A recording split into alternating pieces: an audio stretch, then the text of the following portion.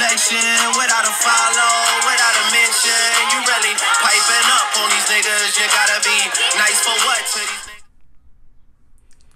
Hey YouTube, Bella Marie coming back with another video. So as you guys can see by the title, this video is about why I decided to go on my weight loss surgery journey. I have struggled with my weight my entire life. I can remember as far as middle school, going into the plus size kids section, getting 16 and a half and 18 and a halves when I was in middle school. I remember in high school, while I was active in high school in marching band and on the swim team, those sports only kept my weight regulated. I didn't lose any weight on those, but I also wasn't eating the best also. I can remember after high school, my weight spiraling out and I just kept getting bigger and bigger, and I was just like, look, dude, some got to give. You need to chill. So I go to this holistic doctor and she does this full blood workup on me, and we do this test called the OWCAT. And the OWCAT basically tells you what foods you should stay away from and what foods you should eat. And the foods that you should stay away from are the foods that are reactive to your body. I did that. She put me on HCG drops, and we had to take these vitamins that she sent to us every month. And I say us because my sister and I did it together. It worked for a minute. I'm still plus size. So I'm just like, what is going to give? So in 2015, my church goes on a fast. And it's a no flesh. I'm like, oh, okay, we're going to do this. My entire family does this. I'm like, okay, I can do a 40-day fast. On day 41, I go to Lee's Chicken. That's in St. Louis. Not a lot of states have Lee's. Ate chicken. I was like, I'm gonna get my chicken. I'm gonna get my chicken. Ate the chicken and was sick as a dog. Like for days. Like I was so sick that when I was starting a new job. I was at the new job in the back of the room throwing up all day. That was a great impression. They was like, I asked, could I go home so I can be at home and throw up? But they told me that I wouldn't be able to start anyway. They told me I was going to have to start the following class the next month. I said, oh, absolutely not. I'm going to be in this back of this classroom. I got me a Gatorade, and it is what it is. So I stuck it out. So that particular job that I was orientating for was my job with the Department of Mental Health. And I was at a psych hospital with children, and I was extremely active. Miss Bella, can you play basketball with us? Sure. Miss Bella,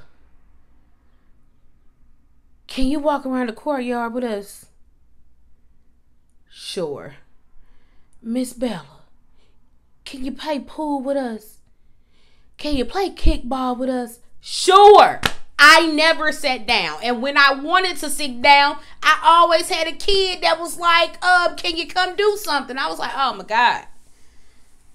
Sure.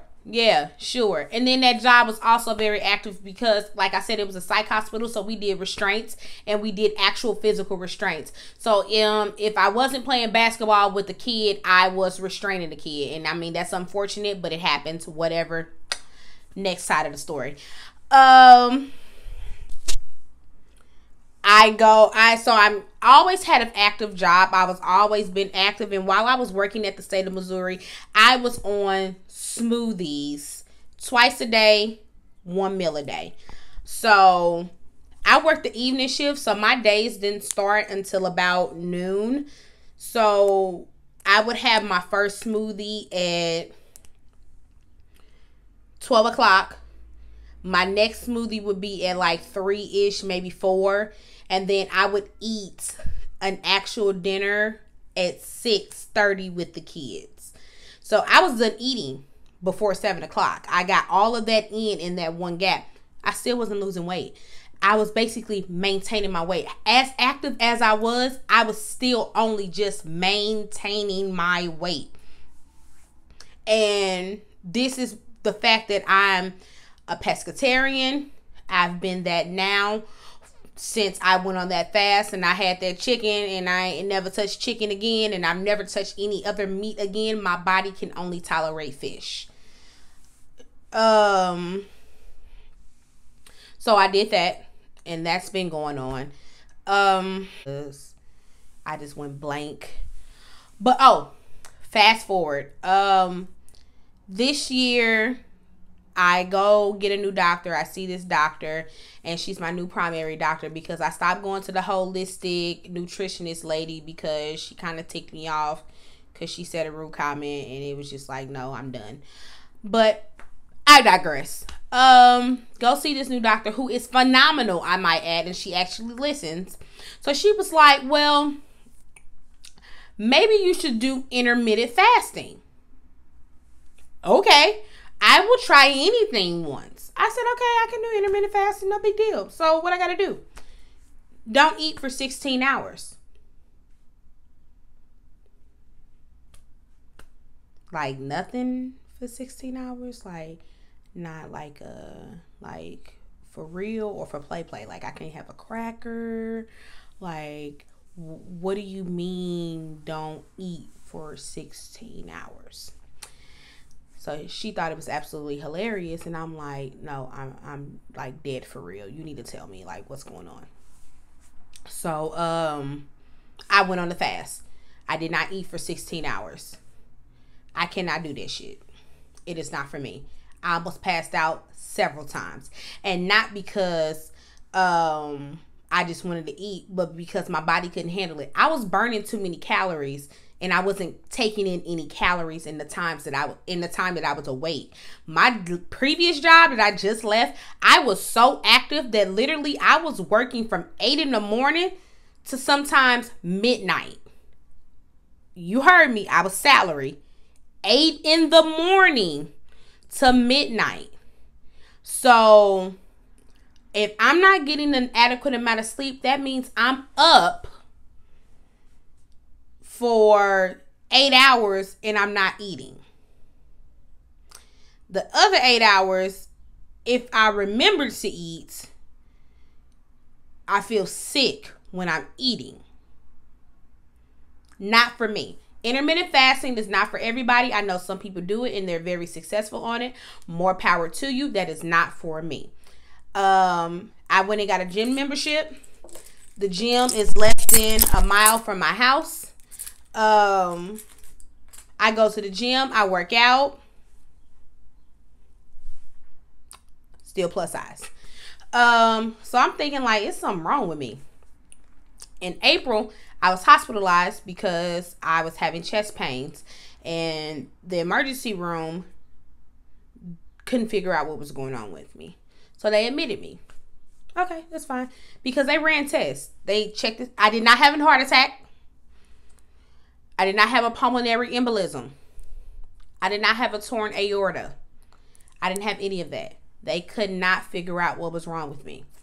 I stayed in the hospital maybe 3 or 4 days with them trying to figure out what was going on with me. The first night in the hospital, I was in so much pain, and my EKGs were abnormal, and it kept scaring the doctors, and it stumped my cardiologist. He was like, she's 27, all of her tests are either coming back abnormal or normal. it didn't matter. My EKG can be normal at one moment, and then it'll come back abnormal. Then my stress test came back abnormal. He did a cardiac cath on my wrist, my right wrist. That came back normal. So he's like, when he's doing the procedure, he's like, you have a beautiful heart. Like, your arteries are not clogged. Like, they're beautiful. So what's wrong with me? Because, I mean, if you're telling me that my heart is fine, then something else is wrong. So what's going on? I go see my primary doctor once they let me out of jail, because that's what I called it. They let me out, and I told my doctor all my symptoms. She was like, I'm going to run some tests. It ended up being TT syndrome. TT syndrome is when your sternum becomes inflamed, and so is your lungs, and it feels like someone is stabbing at you. And I'm not talking about like, oh, I'm having this stabbing pain, no big deal. It is excruciating pain. You cannot function. You cannot sit down. You cannot stand up. You cannot lay down. You cannot do anything. Walk, talk. It is that bad. And if you WebMD it says, if you WebMD it says you can take over-the-counter anti-inflammatories. They're wrong. It does not work. My doctor had previously prescribed a pain medicine for me, and that was the only thing that was working, and that's because it was putting me to sleep. That was it. So whenever I have a flare, I have to go to the emergency room and be admitted, because they gotta load me up with whatever drugs they gave me the last time. Not fun, but my doctor says, since I'm so top heavy, because I am very top heavy, you guys really cannot see it in this video. She said it can alleviate some of the tension when I do have a flare, which means I need to lose weight. And I'm okay with that. So I said, what are we going to do then? Because intermittent fasting is not for me. She said, your next step is weight loss surgery. She says the next step is weight loss surgery because I cannot take the weight loss pills. I'm allergic to them. They put penicillin in them, and I'm allergic to penicillin. So with that being said, I have to do alternative methods, which is gastric bypass. So I researched gastric sleeve surgery and gastric bypass surgery. Gastric sleeve surgery was up here for me, while gastric bypass was sitting at eye level. And the reason being is because I kept looking at all of these pictures, and I was doing all this research about the gastric sleeve, because I know so many people who've gotten the sleeve. But then again, when I was researching, I said, my BMI matches the people who get the gastric bypass surgery. So I think I'm going to be dead set on the gastric bypass surgery. I will take you guys with me when I go sit with my surgeon and meet with my surgeon. And ultimately, I'm going to leave it up to my surgeon to determine which surgery that he feels is best for me. Either way it goes, I'm getting the surgery, period. So right now, we're in the process of the approval process. My surgeon does not see you until your insurance approves it. My insurance is going to approve it regardless, because of how high my BMI is. My BMI is high.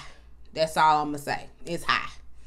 Eventually, I will tell you guys how much I weigh, but right now, I'm just not. Then why else would you guys watch my videos? I got to leave something to the imagination. So, for the most part, like I said, it is extremely exciting, and it's kind of nerve-wracking, but I'm excited because, like I said in my previous video, my best friend is going to be doing this documentary with me, and this documentary is going to consist of me going to the surgeon, me going into surgery, recovery, 1 month post-op, all the way up to a year post-op. You guys are going to be there every step of the way, and you guys are going to see that I still struggled. I know I'm going to struggle. It's not going to come easy. Nothing worth having comes easy. So with that being said, I want to welcome you guys to my channel, and I want you guys to stay tuned, like, comment, subscribe. My social media is linked below. And again, welcome to my channel.